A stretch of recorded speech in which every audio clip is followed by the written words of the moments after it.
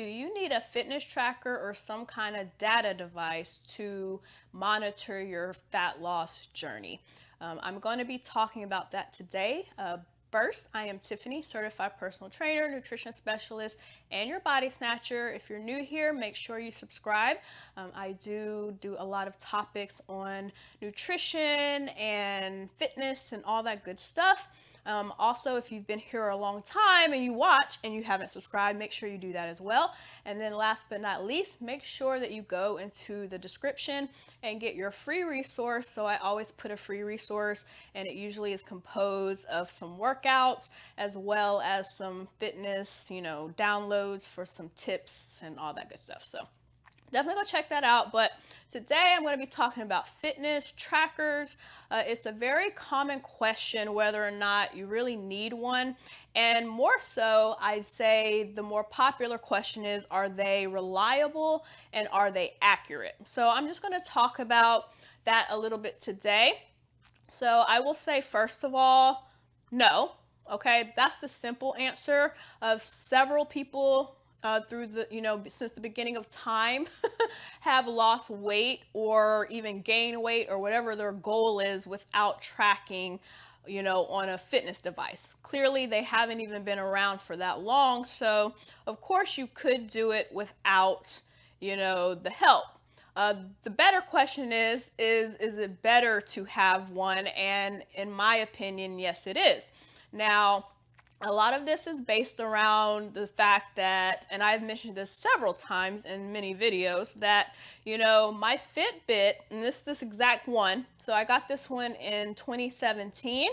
All right, and it's 2021, so that's, first of all, it just shows that it's like a one-time purchase kind of thing, and it lasts for a really long time. They've upgraded to like 3 other versions since they've made this one, but I'm still on the same one.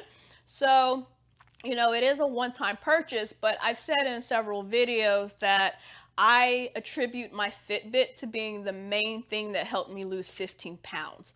And the reason is this. It's because there is no substitute for data. Okay? So the Fitbit is, in my opinion, my favorite, but I have clients with Apple Watches. Some use just like calorie counters or whatever. They don't have anything synced. I do like the fact that the Fitbit is actually synced together, so it monitors everything for you. So if you're counting calories and you're burning calories, it kind of tells you if you're in a deficit and all of that. So, just for the mere fact that Fitbit, its whole focus is fitness, I like that over like another, like a Samsung or whatever. Don't come for me. Don't come for me. I understand everybody is not, into certain things, but I do like that it is focused on fitness, and they're always trying to upgrade and come up with new things. So I will say that. The other part of it about it being accurate or not, this is where I think a lot of people get caught up. So the thing is that it's easy to say that no, it's not going to be 100% accurate. But the thing is with data is you use it for comparison, not for, deciding if it's completely accurate, and completely on point. So that also goes for cardio machines. So a lot of times it will give you an estimate of how many calories you're burning.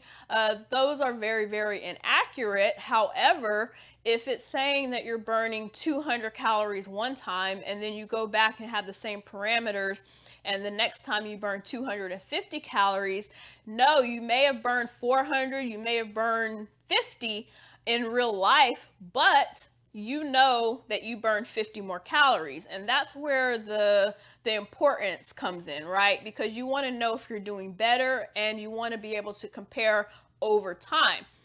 So in the case of the Fitbit, if it says that I am burning, let's say 15,000 calories for the week, okay, even if I'm really burning 17,000 or I'm burning 10,000, the fact that it's telling me 15,000 means that if I want to increase my calorie burn, that I can push for, say, 16,000.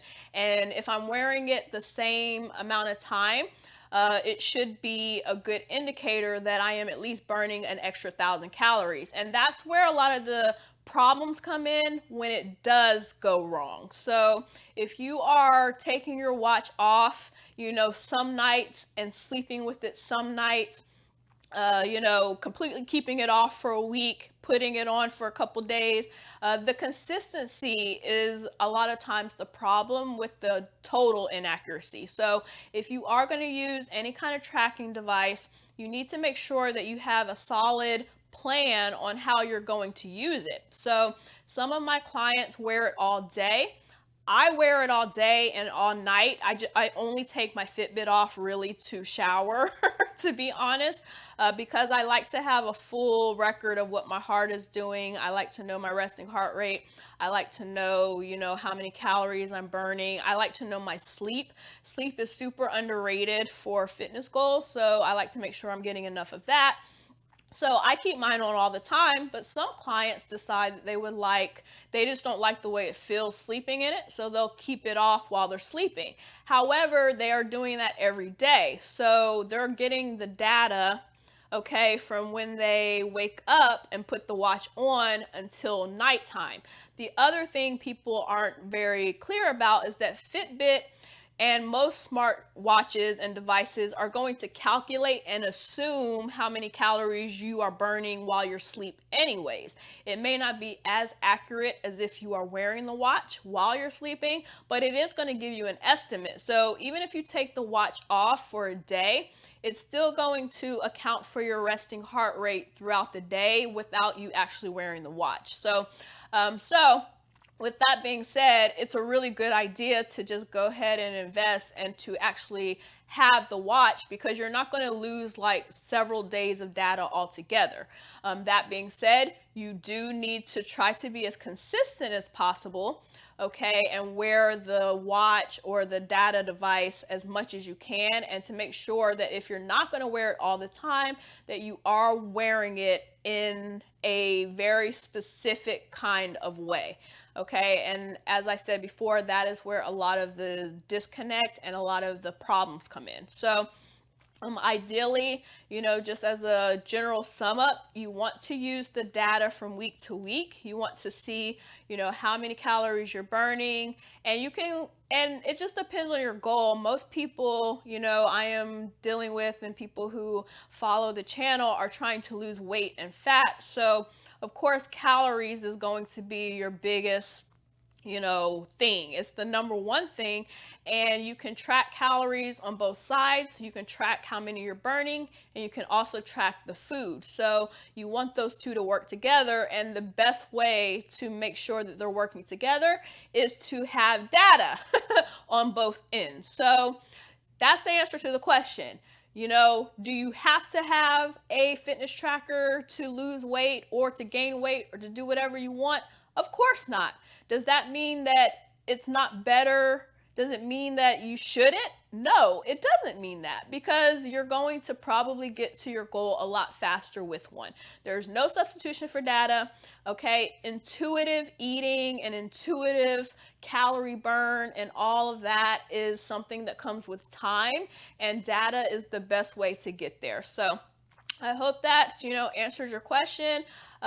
Feel free to ask any additional questions in the description box. And like I said before, make sure you subscribe. Also, make sure you go get your freebie. Until next time, eat well, drink well, take care of yourself, mind, body, and spirit, and I will see you soon.